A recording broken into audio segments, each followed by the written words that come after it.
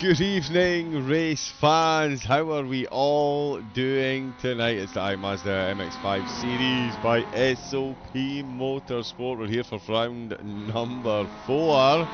It's the Charlotte Roval. It's myself, John Wright, aka Double Raven. I will be joined momentarily by Mr. Simon Baggas. He's just doing a bit of an announcement for the drivers. We'll have a look at the standings. It's Aidan Carter with 2 wins, round 1 and 3. His drop round is going to be round number 2, 152 points just ahead of Aaron Gearing. Kane Denham, he's been on the podium on the 3rd step, much like Aaron Gearing's been on the 2nd step. He finds himself in 3rd, only 7 points ahead of teammate Chris Williams, who's got 5 points on teammate Kieran Clifford. At the moment, the drop round certainly working in the favour of Denham and Clifford, so they're going to need to be on their guard for the rest of the season. Ethan Holland, no stranger to the podium himself. And he's had a 3rd place season 6 with Jay Walsh and Sven Cormack 7th and 8th. Johnny Bissett inside the top 10 and Gavin Love in 10th place. Toby Proser didn't finish in round number 3, won round number 1. Doesn't look like he's racing tonight, so it is all up for grabs as the drivers are out in qualifying. As I say, we will have Simon Baggas joining us shortly as well. Oh, there we go, he is ready to go. Let me just push the magic button. And there we go. Good evening, Simon. Looking forward to tonight's race, the Charlotte Roval. It is an entirely different affair to anything else the drivers are going to be facing this season, it's safe to say. Yeah, good evening, John. Thanks for joining us again for another round here. Yeah, Charlotte Roval, mixture of oval racing and road racing. It's one of my personal favourite tracks in the whole of iRacing. I know it's home to a lot of rookie races, so everybody should have at least probably done at least one race around here, I would imagine. I know we talked about just doing a complete oval race for this round earlier on in the season, but obviously, yeah, that didn't happen. And then for the next race, actually, John, we're going to introduce wet weather as well. So we're mixing it up this season. Yeah, good to see. We will have rain next week for the drivers to contend with. That will, of course, be round number 5 at Summit. We've got Snetterton and Lebanon to round out the 7-round series. It's been Virginia, Laguna and Oulton so far, and as we can see, as we've seen, it's Aidan Carter who's got the championship lead. That is qualifying done. 12 car setting times, Severt, Seeley and Miller not getting time set, and apologies, this can be a bit tricky sometimes.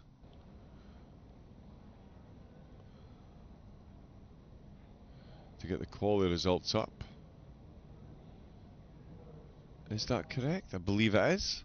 I believe it is, Simon. There we go. Aidan Carter taking pole position with Daniel Hearn joining him once again on the front row, but an 8/10 chasm between the two. Only 2/10 separate Hearn from Bissett, who's only separated from Walsh by a 1/10 of a second. Denham on row number 3 with Ethan Holland. Chris Williams tucked in there in 7th place. He will be ready to strike. There's the button that we need. With Simon Thorns beside him on row number 4, Corving and the Ergs on row 5, Love and Ballant on row number 6, Severt, Seeley, Miller not setting times and starting down at the back of the grid. And Simon, that might not actually be too bad considering the amount of slipstream that they're going to get around the start of this course. Starting at the back could be a nice little slingshot halfway up the field and avoid the walls as people try and warm their tyres up on a tyre intensive track. Yeah, we've seen how much the slipstream can help earlier on in the season, and it's going to be the same here, like you said. As soon as you're in the bump draft with someone around the oval sections of the racetrack, you should be able to slip on by because you're going to have such an advantage behind someone. But we'll see how quickly these drivers at the front can break away as well, right? That's going to make a difference. Getting through the twisty technical road section before they enter these oval parts. So if they can break away early enough, then they shouldn't have to worry about any drafting problems. And it's going to be really interesting to see how it all changes now. Indeed, yeah, we won't have to wait long to see how it changes. There is the lights. It's going to be in Carter. There we go. Green light, foot down, flat out, and flying into turn number 1. Let's get that on. The track map keeps on hiding, but it's a good start by Aidan Carter. Breaks away very nicely into the tight left-hander into the infield section. Nice little bottleneck, good camber on the track as well. You can see the cars flying away in the background. Aidan Carter really has got himself a very good start. Jay Walsh trying to put some pressure on Bizzett ahead of him. Bizzett keeping it calm though, just behind Kane Denham. Looking to get a move done on Ethan Holland in the opening exchanges. Holland has taken the position from Denham. Same as last week actually, Denham losing the spot. Williams holding firm as you would expect. He's got Sven Corving who's up a spot though, looking to try and pop one round the outside in the only fans machine. He's going to be later on the brakes. He's going to be able to hold it very tight and on the inside, and he's right round the outside there. That's big changes. Severt up 3, so too Seeley, so they definitely knew something that we didn't. And Sven Corving on an absolute charge then. He's up 3 positions and into the top 6. The slipstream working beautifully for quite a few drivers, and that's 3 of them made up 3 places at the start, Simon. Yeah, fantastic start to this race. Like you said, Aidan Carter is away and gone at the front. But it's nip and tuck everywhere else through the field. I noticed there's a couple of fast drivers that have started at the rear of the field, so they're going to be making their way through the pack, and we'll see how it unfolds now at the end of lap 1. Yeah, it's very nicely done. Aidan Carter with a beautiful start. He's broken off the slipstream. He's the head back into the infield once again. This is for lap number 2. Hearn in second, Bizzett holding on to third place, Walsh and Denham, and now Denham has retaken the position from Walsh actually, so he is back to where he started. So yeah, breaking off the trends of last week. Did lose a few at the start, but he's back to where he started, so the top 5 as you were. Simon did predict solid battles between the top 5 right through the season, and that's exactly what we're going to be getting here tonight. We've got Chris Williams. He started in 7th position. Corving has gone past him, so someone else has dropped down. Severt and Seeley there, what a team they're making at the moment, Simon. We'll jump on board with Seeley's front right wheel and watch a lap with him, but himself and Severt working together beautifully. That's 5 places up on the start, and Josh Miller as well starting in the back of the grid. Good to see.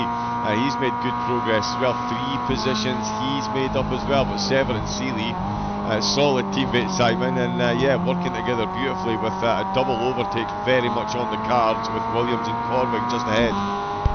Yeah, I was going to mention Christopher and Leon Seeley. They're in 8th and 9th. You should see them work their way through the pack. We saw at Laguna Seca Leon Seeley start around 9th or 10th, right, and he found his way up to 2nd place at some stage in the race before being challenged for those final podium positions. So yeah, those 2 teammates, Christopher, Leon Seeley, they should be able to work their way through the field. Oh, someone's into the wall. That's going to be Jay Walsh up the inside. It's indeed, yeah, Jay Walsh on Jay Bizzett, and that is 3rd place taken for Walsh. So a change on the whole. Look how close it is, and we come back on board. And Chris Williams is behind Chris Severt, and Leon Seeley is almost in the back of Chris Williams' car. Very close stuff between these 4 heading up the hill. I tell you what, Corving will be glad, or will he be glad he's at the front of this pack. Chris Severt wasted no time sizing up the move, and Williams looking for a move on the inside himself. That's a beautiful way to do it. Let the cars ahead make their move and see if you can slot in. It looks like Leon Seeley has got himself, he has got himself ahead of Williams. Williams losing a bit of time. We'll see what Sven Corving can do to fend off the drivers now chasing him down. So yeah, big change there, Simon. You just said it. We're going to see them work together. Oh, and Sever getting a bit closer on the break, and Leon Seeley is going to lead the charge for these two, and they're now separated once again by Williams. No, Sever has managed to ragdoll it back in line, and he's moved out of the way there, so that has put a bit of a wrinkle in the plan for at least one of them. But that's the joys of having teammates, Simon. If one of you doesn't quite make it stick, the other one could certainly pop one around the outside. That slipseam thing of beauty in these Mazdas, Simon. Yeah, that is exactly it. That is exactly what we're seeing. It's always the slower class cars that make the best races, isn't it, right? And we're seeing here now, okay, Aiden Carter is slowly breaking away with Hearn, but then you look at the battle behind, you've got Walsh, Bizzard, Dinham, and at the inside, Leon Seeley. Oh no, that move was not going to be one to make there. That was that move didn't look on whatsoever, and Corbin is dropping down the order there. Looks like Leon Seeley didn't know what he wanted to do, and then he just missed his braking point. Yeah. Oh, yeah, absolutely. Misses the braking point massively there. Doesn't miss the car. Williams and Sever, the two Chris's, they go through side by side. So it's an ill wind that blows nobody some good. And speaking of blowing somebody some good, 6 places on the board for the Spitfire. Josh, Doc, Nailbender, Miller up to 9th position. Didn't get a qualifying time set, but he's up 6 places and now finds himself just behind a battered and bruised Leon Seeley. He's got panels hanging off, and yeah, that's not going to be aerodynamically sound, so could be Seeley dropping from 6 to 5 and the Miller up 7. Chris Sever has kind of broken away. He's got a bit of gap between himself and Williams. Williams is going to do his best to hang on to that slipsy. Oh, Seeley throwing himself over those curves. Kane Dunham, as I say, he is still holding on to 5th position. Bizzett and Walsh, as we saw. Bizzett running just a bit through wide through turn number 4, and Walsh sailed right on up the inside. Daniel Hearn and Aiden Carter only separated by half a second themselves, so Carter is in the lead, but certainly not as big as some of the leads that we've seen so far this season. And yeah, we've got a nice onboard here with Daniel Hearn. You can see just how much ankle there is on this track. Mr. Hearn has been one of those drivers right at the front of the field all season, hasn't he?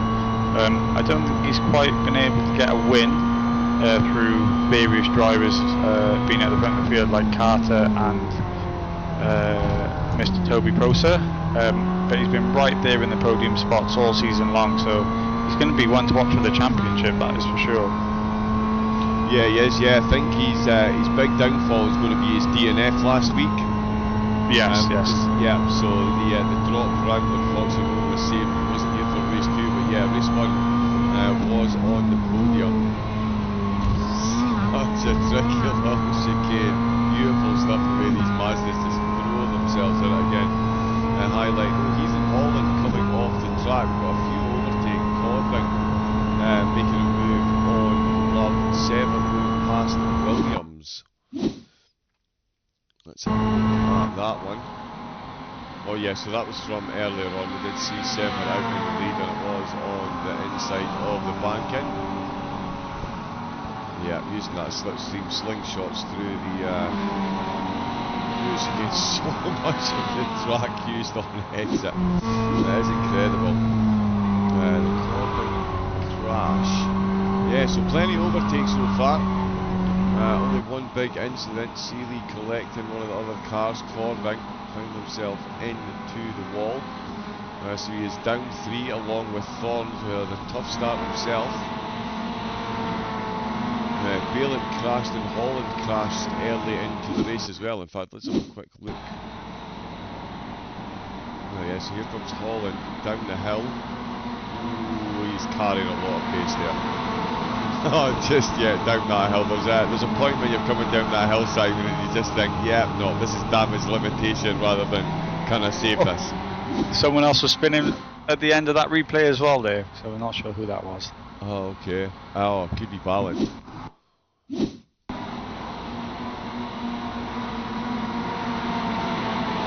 again, it's the thing with the fixed setups and the loose rear ends. That was all driver error there from Balint that just sent him round. Indeed, yeah, just over exuberant on the loud pedal and steering at the same time. These two still very much matched for pace. I apologise, we are missing part of the overlay in the bottom right, which tells you the difference between the teams.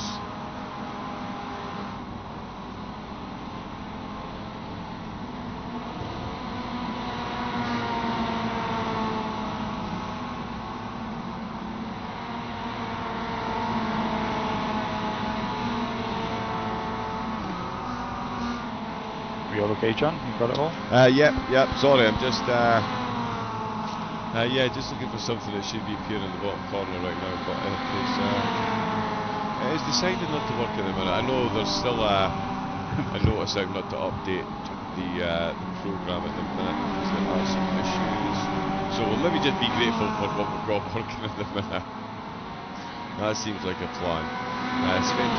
Sven Korvig making another overtake, so despite the damage, he's making his way back through the field. That one on Love, just a moment later had a quick off-track excursion, but he's righted himself. Yeah, over those curves, absolute airtime, and I tell ya, Bizzit, he might have made that little mistake that gave away P3, but he's certainly not giving up on the hunt as we head into the infield section once again. Down the hill we go and into the very quick right-hander, very close to the curve for the gap. So, you've got to be so delicate on the accelerator there. Absolutely balancing it. And he's looking good here, Simon, to get himself a bit of slipstream and go for it when we get out onto the bank in here. Yeah, he does. He is right on the back of Mr. Walsh, and he is looking like the faster driver actually at this moment in time. We'll see if we can stick to the rear bumper. Walsh does get a little bit of a better exit there, so he's going to be able to cover. But we'll see if Bizzit can close now heading into the chicane. It's a pretty tricky chicane. It can definitely catch someone out. You just need to catch one of those curves and can send you flying sky high. So no issues there at the minute as they bounce through that section. But Bizzit had a fantastic exit there. He's definitely going to be looking to get a move done. Will he have the bump draft to get him into the final turn? I don't think he's going to be close enough just yet, but he's definitely got the pace over Walsh, so I think it's just a... he's going to make a move. No, he thought better of it, He's going to go for the better exit here into lap number 9, lap number 10. Here we go, he's going to make a move up into turn 1, is he? Oh, he's definitely looking to get his nose up the inside. Yeah, he's looking very good here, sizing up the opponent, just letting Walsh know, yep, I'm looking for that opening. He's getting some really good wide corner entries and getting some very good exits, coming knocking on that bumper time and again. I did think he was going to get it before the end of the previous lap, given the slipstream that we've seen between these cars, especially on the bank sections. But Walsh covering him off again, tighter line on the inside there, going for that bigger, faster corner exit. Sizing up beautifully. Carter now with a 1.2 second gap over Daniel Hearn. So just outside the slipstream for Hearn, but he's got 7 seconds back to these two battling for the final podium position. And Kane Dinham only a second down the road on these two, and again look at the speed he's got as we head into the chicane, but just backs out of it. The last thing in the world you want to do. The longer Walsh can defend here, it's just going to draw all those drivers behind up to the front of the pack. Like we've seen in a lot of these races, right, is these guys can bump draft each other, but it's actually getting the move done, which is the issue. Bizzit is definitely taking his time just sitting behind Walsh at the minute, but what that's doing is that's allowing Dinham, Severt, Seeley and Williams all time to close in up into, well, to fight for the final podium spot, right, because I mean Hearn and Carter are already 8 seconds ahead, so you can say those two are safely securing the top 2 spots unless they decide to take each other out, which is hopefully not going to happen. and then yeah, just under 10 seconds further back you've got Walsh holding off Bissett, and that's allowing Dinham to close up as well. And not too far behind is Chris Sabert. Only a few laps ago he was in 10th and 11th, so he is definitely making moves after starting at the rear of the field. And then obviously just a bit further back, unfortunately, it seems like the best of the rest who have been involved in incidents. It does, yeah, apart from Sever and Seeley, although Chris Williams, oh yeah, no, he is down one position. Seeley's got, so despite the damage, Seeley's got the move done on Williams for P7. Josh Miller still on an absolute run as well. He's got himself up 6th position so far into the top 10. It's been a tough start for Josh so far. Disconnects and some big damage. Looks like a top 10 firmly on the card. From a pit stop as well. There was some talk even potentially taking tyres for this one, because they do get a fair bit of use, maybe one or two, just to make sure they get themselves to the end. I was actually talking about the gap between Carter and Hearn being up to 1.2 seconds. Well, Hearn apparently wasn't too happy with that, and has decided to get himself. That's not what they want. Right up to the rear bumper, back to within 0.7 of a second. That's us 16 minutes in, so about a third of the way gone. Sven Corving's had another overtake. Sever has passed Bissett. Yeah, he's making moves. I could see him closing quite rapidly on these guys just in front of him. And that's what I mean with Walsh holding up the rest of the guys to that final podium position. It's just drawing all of these drivers into that battle. It won't be long before we see Dinham, Bissett, everybody here challenging for that final podium spot. It's going to be one of those races where we're going to have 5 different drivers once again fighting for these podium places, which is exactly what we want, right? Yeah, exactly, and phenomenal racing as well. Someone else to note there, Kane Dunham getting the move done on Bissett, so just exactly as you said, Simon, not to labour the point, but certainly, please, thank you, that would be great. Yeah, so Dunham did get brought right up into the battle with Walsh, and he actually took the position from, lost the position to Dunham, so Dunham takes the spot from Bissett just as Sever catches up to the back of them. So that is how that whole thing led off, and it is still continuing to play out. Dinham at the moment, we seem to be stuck on that camera, don't know why. There we go, so yeah, Dinham at the moment, one of only 3 drivers in the top 5 to have kept their position. Sever up 9 since the start. No Toby Proser this week for the drivers. Up steps Chris Sever.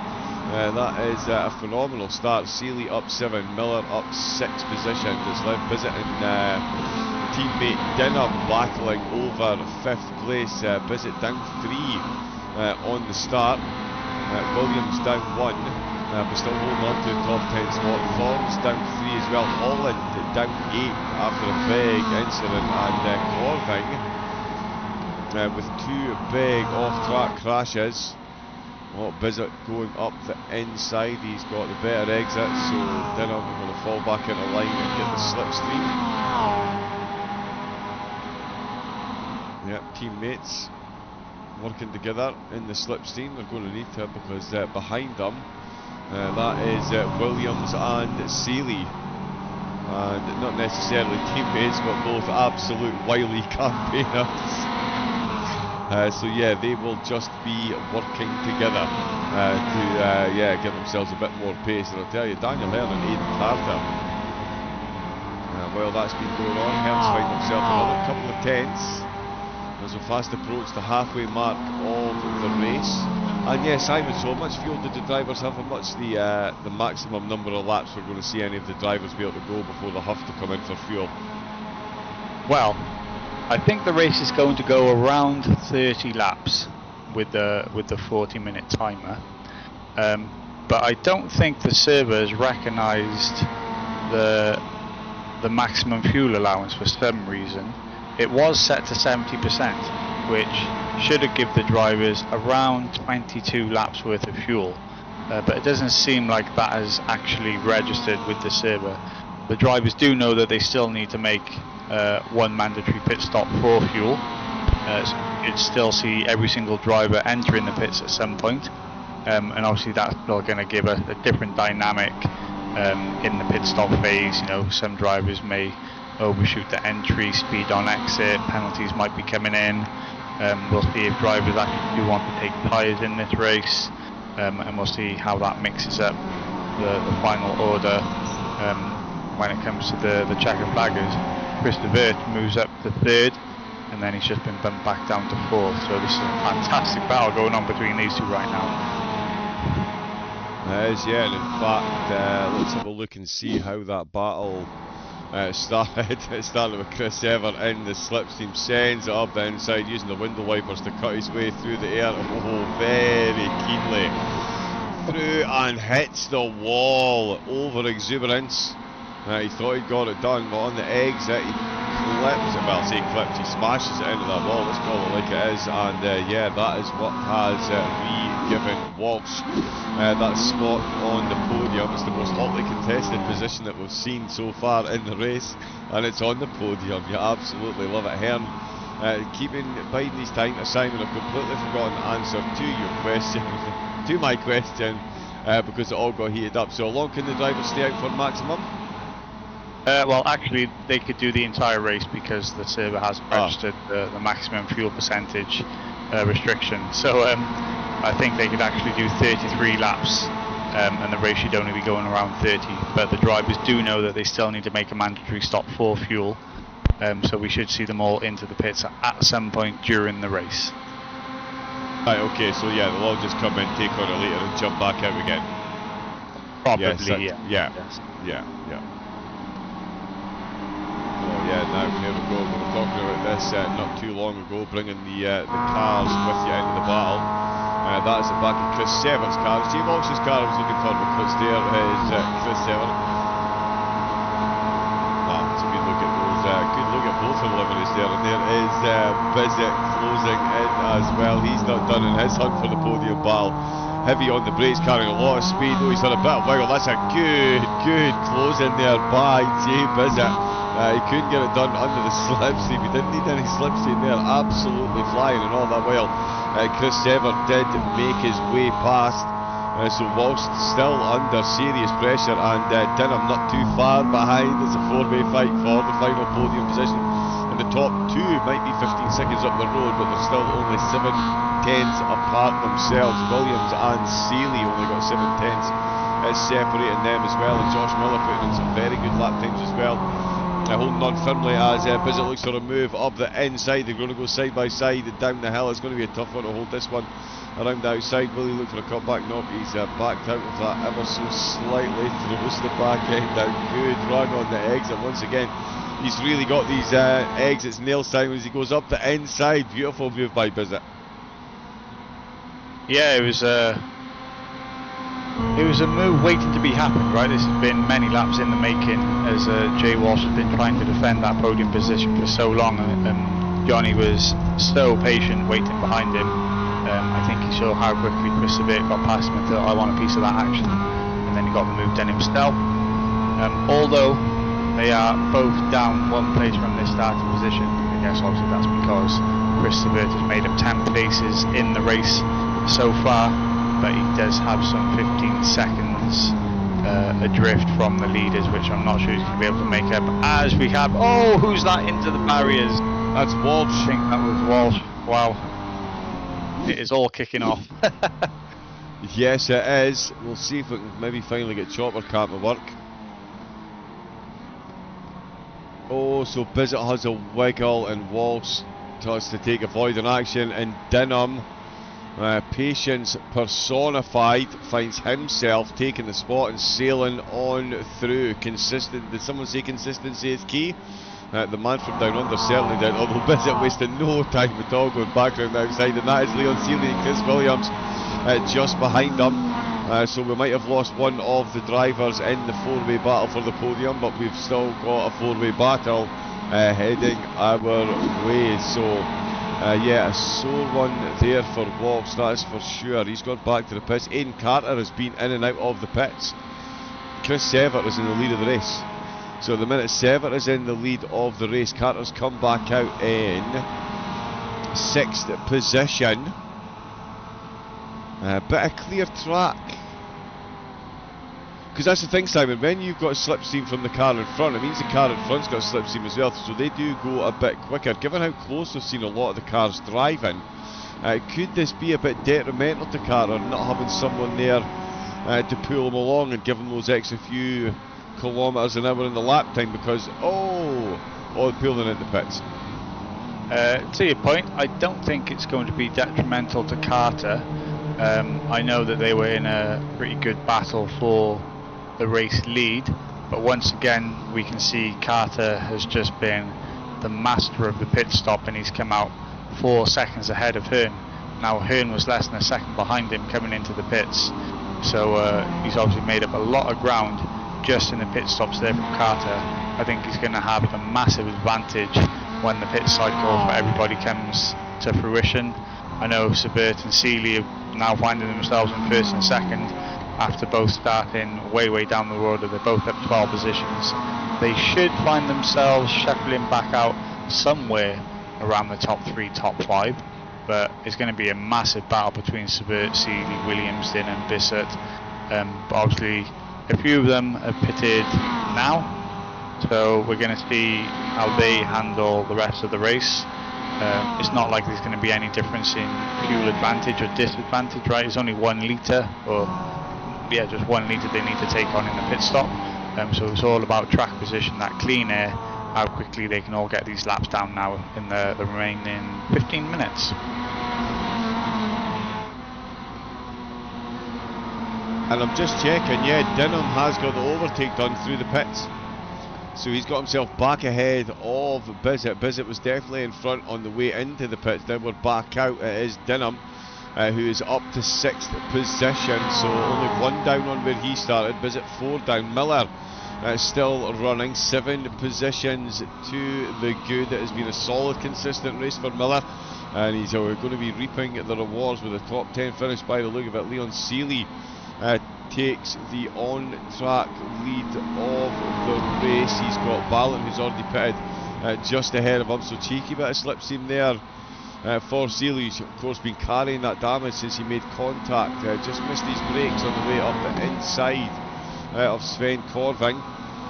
All the drivers now in and out of the pits. Carter of course up to 2nd place, Seeley still to pit, Dinham and Bissett swapping positions again on the way, and the left-hander on the way to the infield. Bissett fully committed on those inside curves. You can see all the drivers apart from Seeley taking their pit stops so far. Thorns as well running just outside the top 10. Ballant where he started. Walsh well down the order after that incident as well. He has taken his pit stop, he's taken 2 in fact, and finds himself in 13, so a big drop. We'll see where Seeley comes back out. Severt definitely looking good for a podium. I think Seeley going to come back out in about 4th place. We're going to find out very soon, Simon, as he is the last driver to pit, and it does look like Dinham and Bissett are sizing themselves up. 2 patient and quick drivers, as we've seen so far. Top 5 honours and championship points up for grabs. Yeah, I'm just looking at the times as well now. It looks like Sebert has closed a nice chunk of time on Hearn. He's only 10 seconds behind now, heading into the stop that was 15, so I think it might have just been Hearn having a very slow pit stop, because Carter gained 5 seconds, as has Sebert gained 5 seconds, and Hearn's now just stuck in the middle of both of those two in the podium positions, as you see one of the back markers just get out of the way for Johnny Bissett there in 5th place, with Kane Dinham just behind and Williams there in 7th. The trio of teammates there in 5th, 6th and 7th. Seeley pops back out in 4th place, so he's got the job done on those 3, and he's again 5 seconds up the field now all of a sudden. they were battling in a 5-way fight. There might have been some differences in pit stops, I imagine here, John, with these time differences. Massive swings in time differences in the pits. Yeah, I'm just looking to see, I'm sure...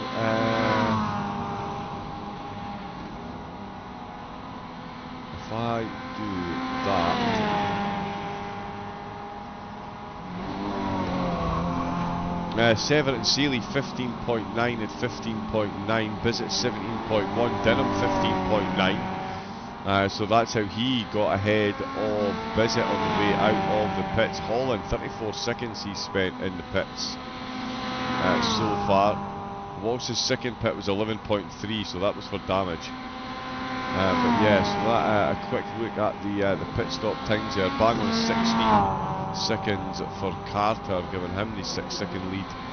Up in the front, a second and a half quicker than Daniel Hearn. Yeah, I was going to say, it's fast repairs, so it's not like they lose time fixing damage either. So it might just be how good they are at entering and exiting those pits. Indeed, yeah, and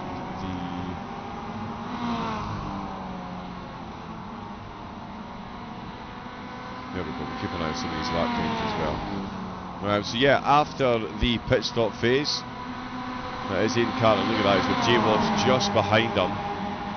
A race you would expect to see, but it is under blue flags. That is Ballant and Walsh actually battling for position. Walsh getting the overtake done to get himself back up to 12th. As the race leader goes through Aidan Carter, here comes Daniel Hearn looking to close the gap. Chris Sever and Leon Seeley, 3rd and 4th respectively, 10 places. They've made up and not too far apart either. Johnny Bizzett down 2 from where he started. He was down 4 at one point, so it's made back another couple of spots. Flying at the moment, solid 5th place with Kane Denham in 6th. It's Williams in 7th, and Josh Miller, one of their teammates as well. Go on, Doc. 8th place. Up 7th, himself, Sever and Seeley didn't set qualifying times. And yeah, that seems to be not too shabby a strategy. Ethan Holland in 9th place, Martin Ayergs. We are making it 31 minutes in. He's inside the top 10. Simon Thorne in 11th, Jay Walsh in 12th place, now making good ground on Ballant in 13th with Gavin Love and Sven Corving down in 14th and 15th position. But yeah, it really is a story of the 2 SOP drivers, Simon. I mean, and Josh Miller as well, to be fair. 7 places in this field. None of the 3 of them set a quality time, and yeah, haven't put a foot wrong between the 3 of them for the entirety of the race, and a combined 27 places made up between 3 drivers. That's a good fun race for them. Yeah, pretty good stats to spit out there, John, actually. Imagine if they did qualify, how this race would have unfolded instead, right? They wouldn't have had to make up all those places, and they could have all been fighting for the win, or at least a podium in Mr. Miller's case as well, right? If he made up 7 places from starting in 6th place, he's in the lead. Exactly, and he's putting in some good lap times as well. He is... yeah, it was a little bit down, but he's certainly more than matching Williams for lap times ahead of him. We did finally get that on the bottom. I wish we could get the front right wheel camera just back a little bit more so we could see the teeth decal. Oh, Thorne has had a crash. Uh-oh. Into turn 1, is it? It's just got loose on the rear end. Probably again. Yes, it has. As they do. Oh, these Mazda MX-5s, I tell you what. Again, it's one of those cars, right? It's a very low-powered, pretty stock race car. Yeah, it's pretty close to what you get out of the factory to drive on the roads, and even these simple machines are causing problems for the drivers because they're actually still quite technical to race properly and to race fast. and the fixed setup's obviously causing issues for these drivers with the rear end being so loose. It's just so fun to watch.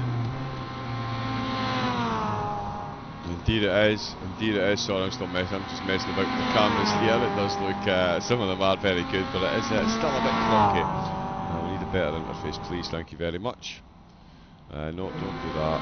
Do that. Thank you. There we go. So yeah, Daniel Herdman, 6.5 seconds down the road, and the gap between himself and Sefer has definitely reduced. I don't think he's quite got time to catch up. Sefer is, yeah, he was a lot quicker on lap 20 there, as you can see down at the bottom. Johnny Bizzett certainly asserting himself there in 5th position. That is Dinham. That should be Bizzett there. There we go. So he's got himself back up to 5th place.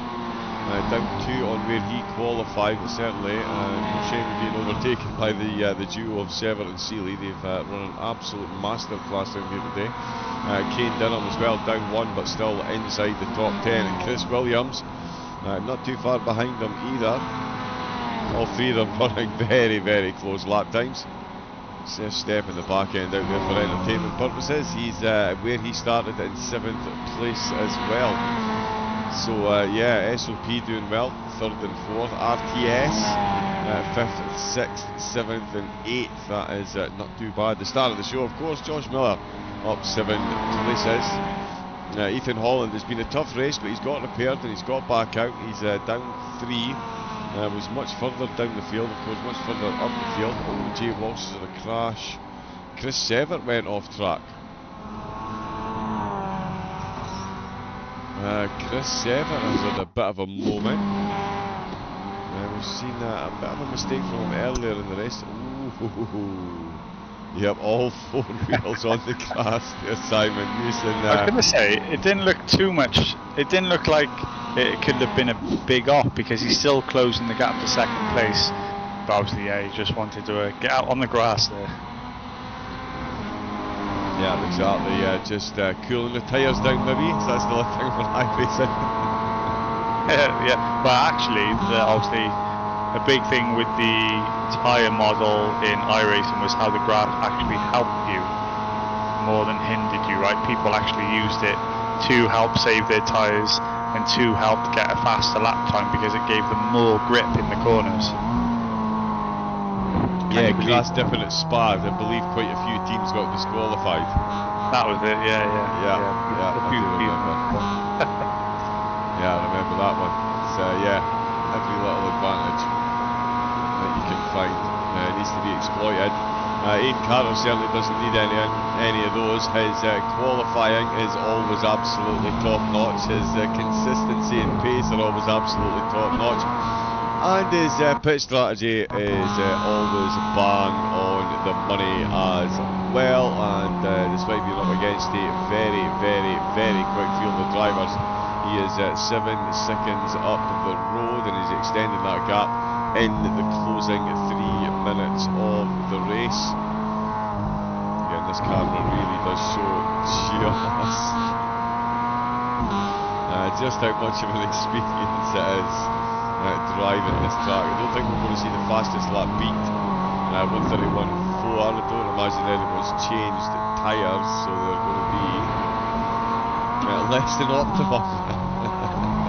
I think it's safe to say by this stage in the race. Bosch just losing a spot there. Where is Mr. Carter on track? Is he on the final lap now with only 1.5 minutes left? He's got 1 more lap to go, is he? Yeah, 1 more lap to go. A pretty flawless race from Aidan once again. Over 7.5 seconds up on Mr. Hearn, who is slowly being reeled in by Chris Bit, but I think his time is going to run out before he can get there. That's the 1, 2, 3. That looks like it's going to be set in stone with Mr. Carter coming around to do 1 more lap. 1 minute left on the clock, so there's going to be 2.5 minutes left in the race if he can do a 1 minute 30 lap time. Seeley looks like he's set there in 4th and Bissett there in 5th as well. That's the top 5. Again, after the pit stops, John, it seems like everybody spread out, and I think the main difference is just having that experience in the pit stop phase, right? Because no one's had to change tyres and everybody's only had to take on 1 litre of fuel. Yet these gaps have grown to 3, 4, 5 seconds between each other after the pit stop cycle's finished. Yeah, about a 1.5 second difference between some of the pit stop times. So yeah, Dinham, Sever and Seeley. In fact, I'll bring it up on the screen again because it is quite a cool little pit time. Yeah, there we go. So we can see 3 drivers with a 15.9, 17.5 for Hearn, 17.1 for Bissett, 16.5 and 16.4 for Williams and Miller. Walsh and Nair's pitted for damage as well. That's why theirs is at 12.4. But yeah, certainly Carter and Hearn, that 1.5, 7/10 of a gap between the two of them when they came into pits, and Carter 1.5 seconds quicker for his pit stop, and that has more than put the slipstream. The rest of the time is made up on how aggressive they want to enter the pit stop, I suppose, right? Yeah. And here he comes to take the checkered flag. 3 races in the series. He's taken pole and taken the win and the fastest lap in every one. I don't think he's going to get the fastest lap in this one. That run's going to be broken by Chris Sever, but Aidan Carter, 3 wins from the 3 races he's been in. It puts him in a very strong position going forward. Daniel Hearn taking 2nd place and Chris Sever taking a trip into the wall. 10 places up onto the podium. Oh God, that's one way to finish a race. Ah, children. Leon Seeley piling into his teammate there. We do not condone that type of behaviour. I won't try, be careful, direct drive, sir. We've got Johnny Bissett in 5th place with Kane Dinham in 6th position in the Metallica machine. Chris Williams, the photographer, just popping over. Just giving him a nudge to see if he's okay. And that's a big old ending there as we see Josh Miller crossing the line. He's going to line up for a photograph as well. Well done, Mr. Miller. 7 places to get into the top 10. Ethan Holland soldiers on to get himself 9th place, and Simon Thorne in the same boat. Gets himself 10th place. Jay Walsh in 11th. Nyers, Ballant, Love and Corving not completing the race. But most certainly Aidan Carter, another absolutely dominant performance, Simon. He is the complete package when it comes to racing. Pace, consistency and strategy. It is the ultimate trio, and it can only bode well when you're in races. Yeah, you're right. A bit like Toby Proser earlier in the season when we were talking about him competing in multiple championships at SOP. The same can be said about Aidan. He's competed in our ACC leagues and won on PlayStation and PC. He's competed in our some of our NASCAR iRacing one-off events and won them. And now he's coming along and he's winning in the MX-5 Cup as well. So another driver who seems to be good in all disciplines. Yeah, he does not mess about, that is for absolutely sure. There is confirmation. Carter, Hearn and Sever on the podium. Seeley 4th, Bissett 5th, Dinham in 6th, Williams in 7th and Miller in 8th place, Holland in 9th and Simon Thorne rounding out the top 10. That was the end of the race as we see the checkered flag coming in once again. That should still pop up on the screen, but that, Simon, is 4 rounds in the bag. Summit in the rain to come next week before Snetterton and Lebanon. Going to be an interesting climax, and certainly the rain next week is going to make it fun. Yeah, we're adding a new dynamic into the series. Let's not forget this series was created for all abilities, so we had a lot of rookies coming into this race and we had a lot of seasoned racers as well. and so we're throwing in a new dynamic for the series, and the next round is going to be a pretty wet affair. So it's going to be interesting to see how those drivers handle those conditions. Yes, indeed it will. So make sure you get yourself tuned in, same time, same place next week on the YouTube, as Bailey does love to say. Simon will hopefully be driving. He's had a tough run of it recently, health-wise. So hopefully he's back fully fighting fit and out on track. We'll see if he's singing in the rain and we're singing his praises. No, I don't think so. Yeah, secretly I've been practicing in the rain all season just for this one race. Just for this one. No, I haven't. I'll probably be at the back once again, like I usually am. We'll get you the camera time you truly deserve, my man. But yes, until next week, thank you to everyone that's been in the chat, and thank you to everyone taking part in the series. We will see you next week. Until then, it's a good night from Simon. It's a good night from Simon. And it's a good night from me. Stay safe, take it easy, and have a great rest of your night. Good night.